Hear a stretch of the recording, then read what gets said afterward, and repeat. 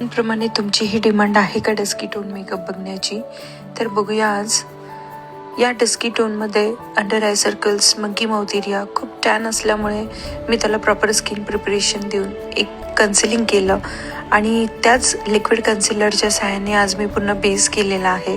हा बेस करताना खूप कमीत कमी प्रोडक्टमध्ये मी हा बेस केला आहे. त्यानंतर त्याला त्याच टोनची पावडर लावली आहे, जेणेकरून तो टोन तुमचा रिफ्लेक्ट होणार नाही, म्हणजेच तो लाईटमध्ये वेगळा आणि विदाऊट लाईट वेगळा दिसणार नाही. यासाठी तुम्हाला प्रॉपर प्रोडक्ट ॲप्लिकेशन आणि त्याची माहिती असणं खूप गरजेचं आहे.